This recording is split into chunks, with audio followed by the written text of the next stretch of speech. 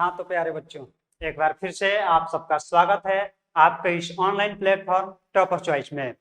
तो आप सबको ये बता दें कि आज का ये जो वीडियो है वो आप सबके लिए बहुत ही महत्वपूर्ण होने वाला है। तो आप लोग जल्द से जल्द इस क्लास से जुड़ जाइए और अधिक से अधिक इस वीडियो को आप लोग शेयर कीजिए अपने दोस्तों के पास। और जो भी छात्र तैयारी कर रहे हैं 10th क्लास की, उनके पास अधिक से अधिक शेयर कीजिए ताकि जितने भी बच्चे हैं अधिक से अधिक जुड़ें और सबकी तैयारी हो सके। तो आज हम लोग पढ़ने वाले हैं सर्वनाम। क्या आज हम लोग पढ़ने वाले हैं सर्वनाम? आज हम लोग पढ़ेंगे सर्वनाम। इससे पहले हम लोगों ने भाषा पढ़ा, लिपि पढ़ा, इसके बाद वर्ण पढ़ा, फिर शब्द पढ़ा, इसके बाद संज्ञा भी पढ़ लिया। अब हम लोगों को पढ़ना है सर्वनाम। और ये सर्वनाम जो है बहुत ही इम्पोर्टेंट टॉपिक है, बहुत इम्पोर्टेंट टॉपिक है, क्योंकि यहाँ से आपके एग्जाम में ऑब्जेक्टिव क्वेश्चंस पूछे जाते हैं। ठीक है, तो आज जो सर्वनाम है इसी के विषय में हम लोग चर्चा करने वाले हैं। तो आइए बिना देर किए वीडियो को स्टार्ट करते हैं। सबसे पहले हम लोग देख लेते हैं कि सर्वनाम क्या है, उसकी परिभाषा क्या है। ठीक है, इसके बाद हम लोग देखेंगे कि उसके भेद कितने होते हैं और कौन कौन से भेद होते हैं, उन भेदों के नाम और उनकी भी परिभाषा। ठीक है, सर्वनाम के भेदों की भी परिभाषा हम लोग देखेंगे उदाहरण सहित। तो आइए समझते चलते हैं। सबसे पहले देखिए सर्वनाम की परिभाषा, संज्ञा के स्थान पर प्रयुक्त होने वाले शब्द सर्वनाम कहलाते हैं। संज्ञा के स्थान पर, ध्यान दीजिए, संज्ञा के स्थान पर कोई भी शब्द अगर प्रयुक्त हो रहा है संज्ञा के बदले में, तो समझ जाइए कि वह सर्वनाम है। आप सबको हम बता देते हैं, जैसे संज्ञा के बारे में आप लोग जानते हैं कि किसी भी व्यक्ति, वस्तु या स्थान नाम को संज्ञा कहा जाता है। ठीक है, किसी भी व्यक्ति, वस्तु या स्थान नाम को संज्ञा कहा जाता है। अगर हम लोग यहाँ पर कहें कि राम पढ़ रहा है, ठीक है, इसके बाद वह खेलने जाएगा। ध्यान दीजिएगा, यहाँ पर जो राम शब्द का प्रयोग हुआ है तो ये किसी व्यक्ति का नाम हुआ, किसी व्यक्ति विशेष का नाम हुआ, तो ये यहाँ पर सर्वनाम हुआ। लेकिन यहाँ पर वह प्रयोग किया गया है, वह जो शब्द है प्रयोग किया गया है किसके लिए? संज्ञा के लिए, राम के लिए प्रयोग किया गया ना। राम पढ़ रहा है, वह खेलने जाएगा, मतलब कि राम ही खेलने जाएगा। अगर यहाँ पर हम संज्ञा का ही प्रयोग करें, राम खेलने जाएगा, फिर राम खेल कर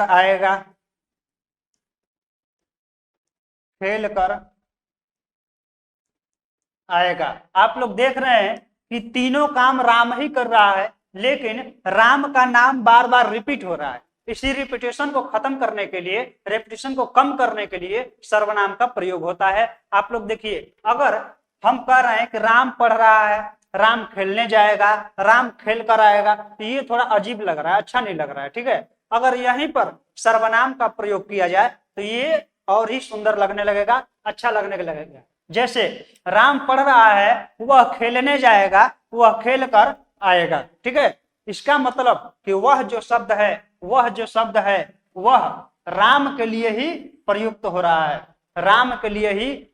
रहा है, और राम क्या है? संज्ञा है। तो संज्ञा के स्थान पर प्रयुक्त होने वाला शब्द क्या है? सर्वनाम है। जितने भी शब्द हैं संज्ञा के बदले में प्रयुक्त हो रहे हैं तो वह सर्वनाम है। चलिए, अर्थात सर्वनाम का प्रयोग संज्ञा के स्थान पर होता है। जैसे सुशील स्कूल नहीं जा सका क्योंकि वह बीमार था। अब यहाँ पर ध्यान दीजिए, सुशील स्कूल नहीं जा रहा, यहाँ सुशील जो है संज्ञा है। लेकिन अगर हम कहते कि सुशील स्कूल नहीं जा सका क्योंकि सुशील बीमार था, तो क्या अच्छा लगता? बिल्कुल नहीं। बार बार नाम को रिपीट करने में वो जो वाक्य है ना, वह अच्छा नहीं लगता है। तो इसी रेपिटेशन को खत्म करने के लिए यहाँ पर देखिए सर्वनाम शब्द का प्रयोग किया गया है। और यहाँ पर वह का मतलब ये सुशील ही है, क्योंकि सुशील के बदले में ही वह का प्रयोग किया गया है। तो वह जो है क्या है, सर्वनाम है।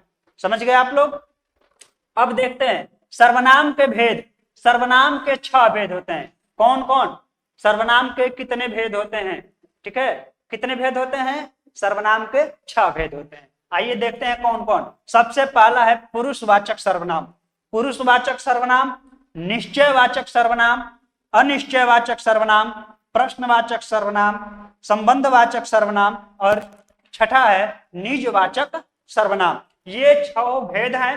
ठीक है, सर्वनाम के ये सब भेद हैं। तो आइए बारी बारी से उसको भी देख लेते हैं कि पुरुषवाचक सर्वनाम किसे कहते हैं, या फिर निश्चयवाचक सर्वनाम किसे कहते हैं, अनिश्चयवाचक सर्वनाम किसे कहते हैं। ठीक है, उदाहरण सहित हम लोग देखते चलेंगे।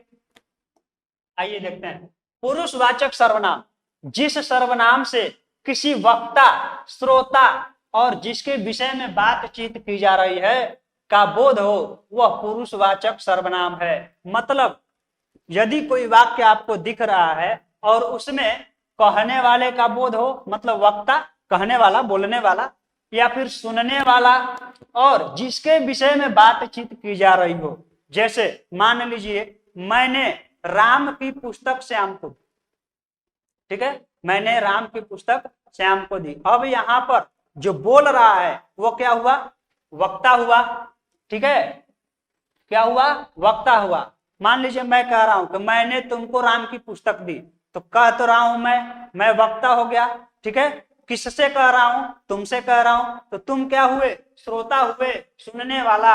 और किसके विषय में बातचीत की जा रही है? राम के विषय में बातचीत की जा रही है कि जो पुस्तक है वह राम की है और मैंने वह पुस्तक तुम्हें दी है। ठीक है, तो यहाँ पर तीनों का बोध हो रहा है।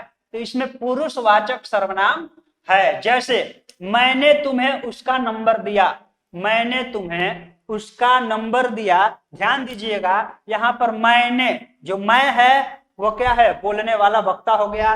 तुमको, तुम है या तुमको उसका नंबर दिया, उसका, किसका? उसका। ये जो तीनों शब्द प्रयोग हुए हैं, मैं, तुम और उस, ये क्या है? तीनों ही सर्वनाम है। और सर्वनाम में कौन से सर्वनाम है? पुरुषवाचक सर्वनाम है। ठीक है, कोई दिक्कत? अब देखिए पुरुषवाचक सर्वनाम के 3 भेद होते हैं। अब सोचिए, पुरुषवाचक सर्वनाम के भी 3 भेद होते हैं। कौन कौन?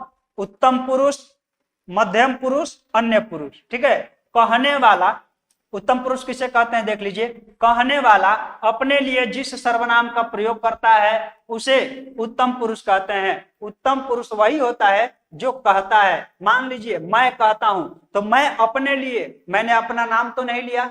मैं कह रहा हूं तो मैंने अपना नाम नहीं लिया। ठीक है ना, तो अपने नाम के बदले में मैंने क्या रखा? मैं जो शब्द बोल रहा हूं ये क्या हुआ? उत्तम पुरुष हुआ, उत्तम पुरुष। ठीक है, जैसे मैं, हम।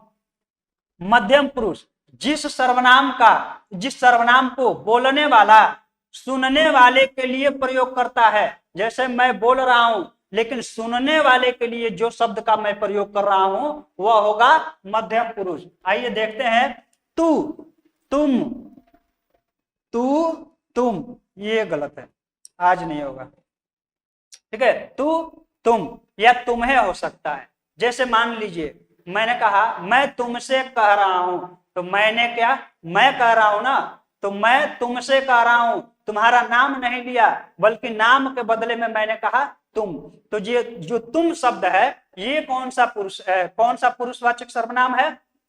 कौन सा? मध्यम पुरुष, मध्यम पुरुष सर्वनाम है। ठीक है, इसके बाद हम देखते हैं अन्य पुरुष, जिसके विषय में बात की जाती है उसे अन्य पुरुष कहते हैं। जैसे वह, वे, यह, ये, जो, कुछ, कौन, क्यों, ये सब क्या है? अन्य पुरुष में है। क्योंकि अगर हम बात करें कि वह अच्छा नहीं है, तो मैं तुमसे कह रहा हूं कि वह अच्छा नहीं है, तो किसी तीसरे व्यक्ति के बारे में बात हो रही है।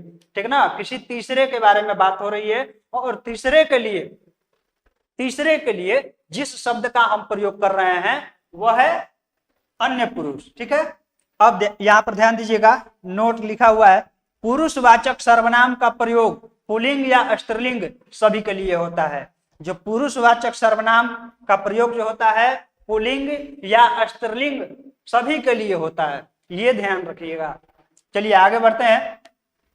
निश्चयवाचक सर्वनाम। निश्चयवाचक सर्वनाम किसे कहते हैं? जो सर्वनाम निकट या दूरवर्ती किसी निश्चित व्यक्ति या वस्तु आदि का बोध कराते हैं उन्हें निश्चयवाचक सर्वनाम कहा जाता है। कोई भी व्यक्ति हो या वस्तु हो, अगर निकट हो या दूर हो, लेकिन कोई निश्चित व्यक्ति या वस्तु का बोध हो रहा है तो हम लोग कहेंगे कि निश्चयवाचक सर्वनाम है। जैसे यह मेरी पुस्तक है, यह मेरी पुस्तक है, जैसे कि मतलब कोई यहाँ पर पुस्तक है और इसी पुस्तक के बारे में बात हो रही है कि ये जो पुस्तक है मेरी है। ठीक है, क्या है? ये पुस्तक मेरी है और ये एक निश्चय है कि ये पुस्तक है और इसी के बारे में कहा जा रहा है, तो इसे हम कहेंगे निश्चयवाचक सर्वनाम।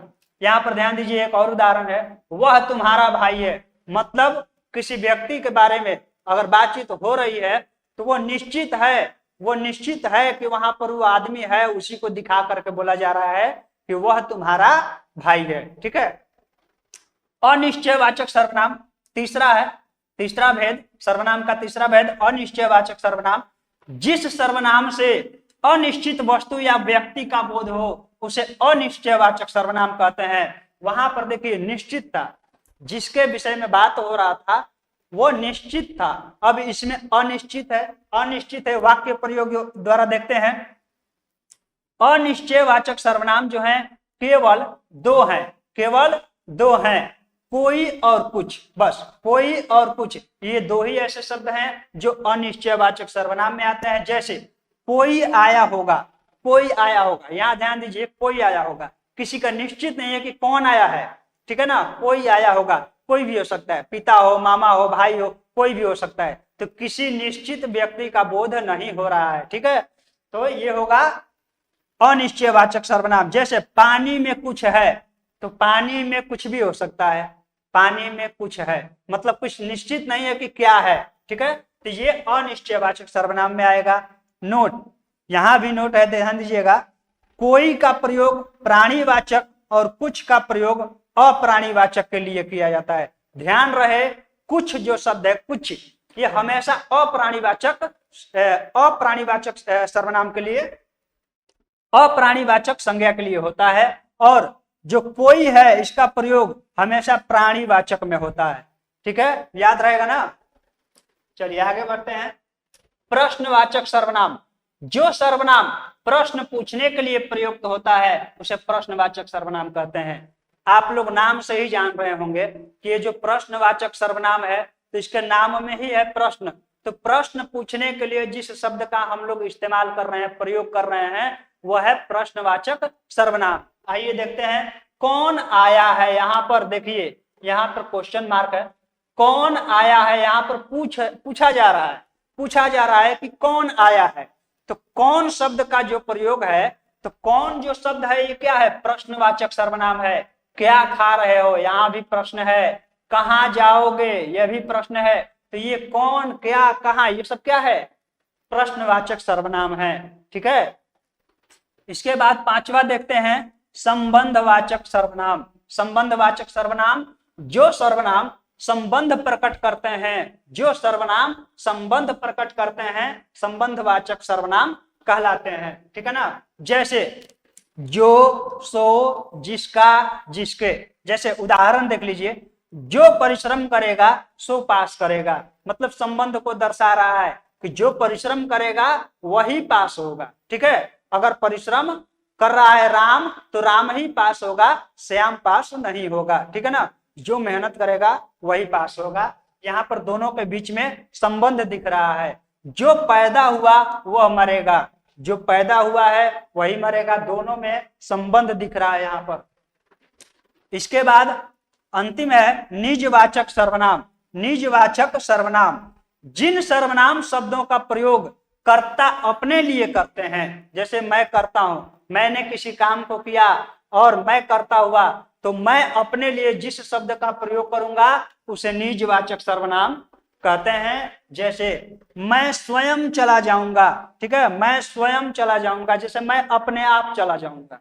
तो मैंने अपने लिए क्योंकि जाने वाला कौन है, मैं ही जाने वाला हूं, तो मैं करता हुआ ना, और मैं अपने लिए स्वयं, या यहाँ पर हम कहें कि अपने आप शब्द का भी प्रयोग कर सकते हैं, या स्वयं भी कर सकते हैं, या खुद भी कर सकते हैं। खुद एक शब्द होता है, मैं खुद ही चला जाऊंगा, मैं अपने आप ही चला जाऊंगा, मैं स्वयं ही चला जाऊंगा।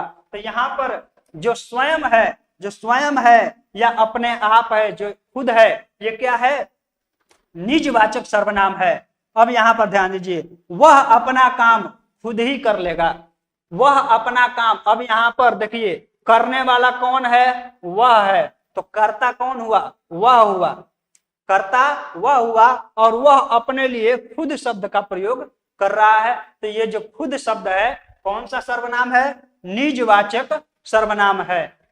तो इतना छोटा सा ये चैप्टर था जो सर्वनाम, तो आप लोग समझ गए होंगे अच्छी तरह से सर्वनाम किसे कहते हैं। इसका परिभाषा भी हमने देख लिया, उदाहरण भी देख लिए, इसके भेद कौन कौन से होते हैं ये भी देख लिया, और भेदों के परिभाषा भी देख लिया उदाहरण सहित। अब कुछ तो बचा नहीं होगा सर्वनाम में, आप लोग समझ गए होंगे। अगर वीडियो अच्छा लगा हो तो आप लोग लाइक कीजिएगा, शेयर कीजिएगा। तब तक मिलते हैं अगले वीडियो में, अगले क्लास में एक नया टॉपिक लेकर आएंगे। तब तक के लिए धन्यवाद। जय हिंद।